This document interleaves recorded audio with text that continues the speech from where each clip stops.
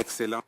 Excellencies, Mr. the President of the United States of America, when for the very first time the head of state of the most powerful country on earth visits the continent and decides to come in person to the Supreme Court of Senegal, well, here beats the heart of the judicial power to speak with the heads of Supreme Courts of Africa.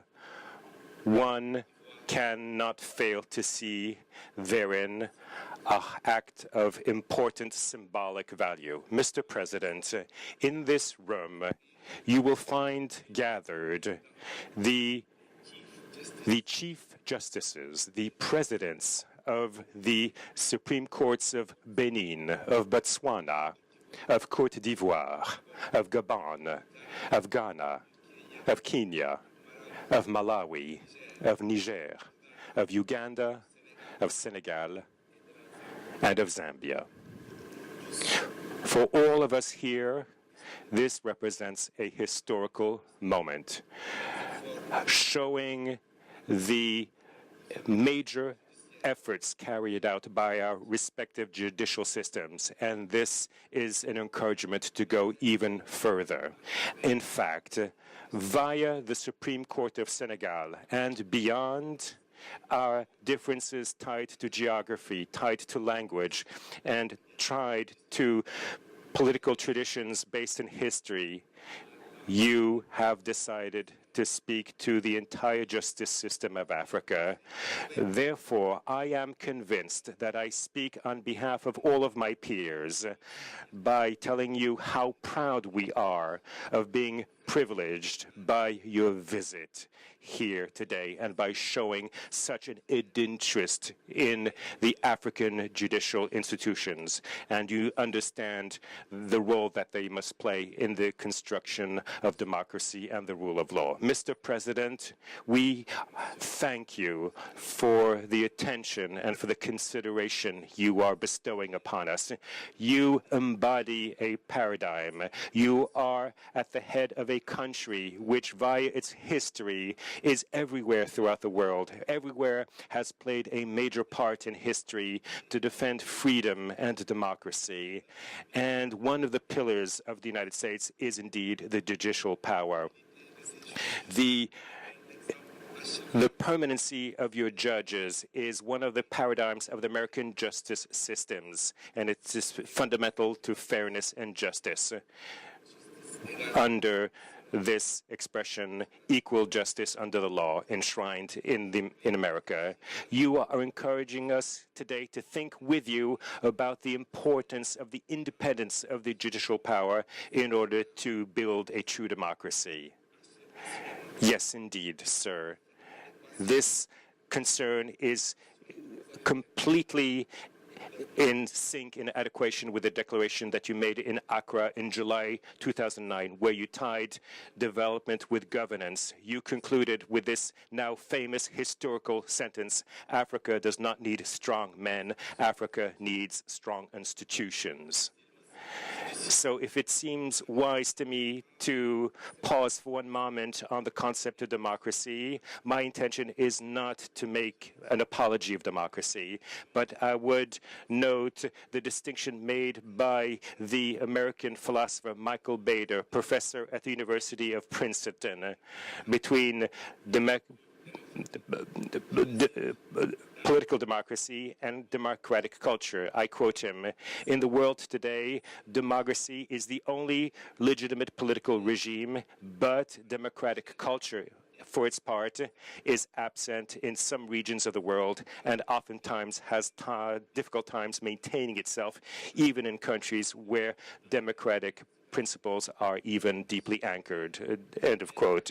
Mr. Walter emphasizes the independence of the justice systems, and he believes that this is necessary for democracy, that the state, rather than controlling all of the distributive spheres, should guarantee the standard freedoms that the judge must protect by reading the law in full sovereignty and in full independence. There cannot be a democracy without a strong judicial power, because it is independent.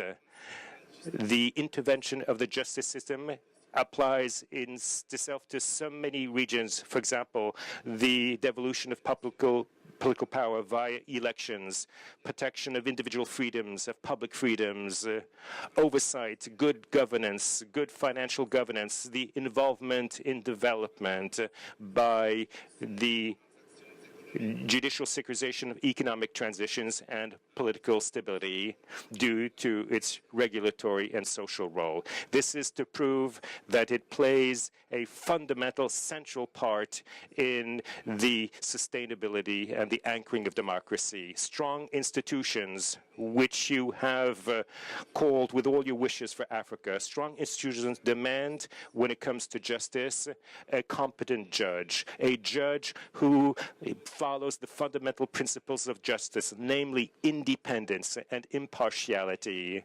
They have to have that in their blood.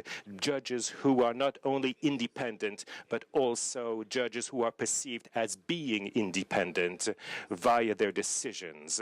They must work every day in full responsibility on behalf of the strengthening of the democratic process in order to establish a fair and just justice system, and in order to embody the concept of justice as a public service. As you said, and as we are convinced ourselves, that Africa can do it, and Africa must do it. Mr. President, your statements are highly awaited, that it would be remiss if I failed to let you speak sooner. Mr. President, God bless you. God bless the United States of America. God bless Africa.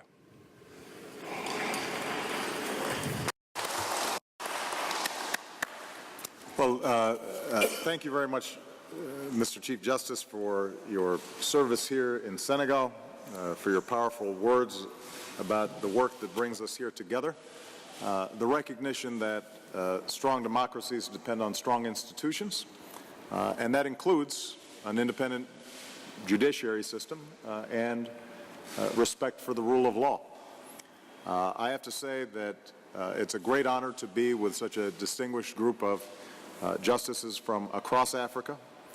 Some of you may know I am a lawyer myself. My grandmother very much wanted me to be a judge instead of going into politics. So even though I disappointed her by going into politics, at least now she knows that a group of judges are willing to meet with me, even if I'm not one myself. So she would be happy about that. First and foremost, this is an opportunity for me to salute the fine work that all of you are doing. These men and women and the institutions that they represent are known for their integrity, their determination to deliver justice fairly, sometimes in the face of threats and sometimes in the face of intimidation. But they understand that what makes for us a strong democracy includes a strong judiciary, one that's independent from politics, one that operates transparently so that citizens can have confidence that the process is free from undue influences, accountability, because even judges are not above the law. And of course, on a much more basic level, judicial systems need funding to do their jobs. So I wanted to have this meeting here as part of my first full day in Africa on this trip, because I believe that the rule of law is a foundation for governance and also a foundation for human rights and economic growth. It's a pillar of our democracy. Societies are stronger and more stable when there are checks and balances on government power, when citizens know that their rights will be protected from arbitrary or capricious actions, when they have peaceful recourse, when they've been on the receiving end of injustice. Rule of law is what upholds universal human rights. sometimes when nobody else will, a judge can stand up on behalf of someone. And in the United States, one of the basic principles that we strongly believe in is that the judiciary is most important when it comes to minority rights, because the political process oftentimes will recognize the desires of the majority. The question is, when people are on the unpopular side of an issue or a member of a minority group, where can they seek recourse? And oftentimes it's in the courts. So at their best, our courts are venues where justice and equality can be realized for women and children and the poor, for marginalized groups, for victims of discrimination, victims of violence. But as I mentioned earlier, I think it's also a critical ingredient for economic development and prosperity in Africa. I mentioned to President Sall of Senegal, who I was visiting with before I came here, that trade and investment around the world increasingly flows to places where there are rules and regulations that are fair and predictable, where assets and intellectual property are protected. And the courts play a vital role in that process. So I wanted to have this meeting to hear from you about how we can be helpful in encouraging and building even stronger judiciaries and systems of law around the continent. The United States is proud to work with partners across Africa to strengthen independent judiciaries and help prepare future jurists. So I want to hear your thoughts, your challenges, and I want to hear from you how you think the United States can be most helpful in continuing the work that you are already doing.